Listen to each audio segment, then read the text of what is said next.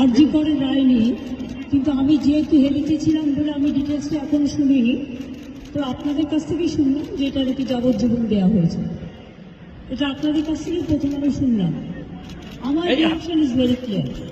আমরা প্রথম দিন থেকে ফাঁসির দাবি করে এসেছিলাম এবং আজকেও আমরা সেই দাবিতে অটুট আছি, কিন্তু আদালতের রায় ন্যাচারালি এখন সবাই মিলে কি বলবেন আমি জানি না, বাট আমার কথা আমি বলতে পারি বা আমার দলের বক্তব্য যেটা হচ্ছে, আমরা 3টে কেসে আপনারা দেখেছেন 54 দিন থেকে 60 দিনের মধ্যে আমরা ফাঁসি অর্ডার করেই দিয়েছি।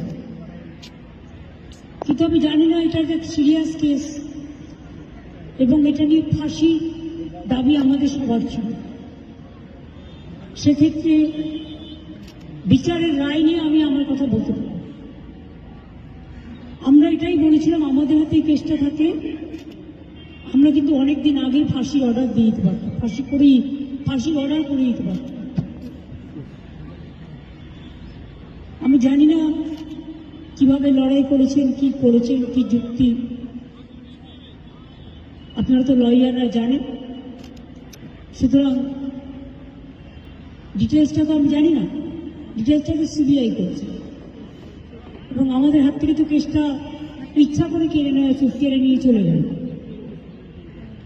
আমরা তো বলেছিলাম আমরা যদি করতে না পারি তাহলে আপনারা সিবিআইকে জন্য আমার কোনো আপত্তি নেই, কারণ আমরা চাই বিচার হোক। এই নরক বিচারদের চরমতম শাস্তি হওয়া উচিত।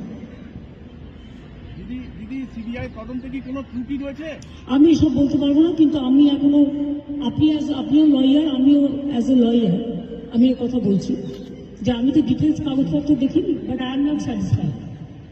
কারণ আমি ফাঁসি হলে অন্তত মনকে সান্ত্বনা দিতে পারতাম।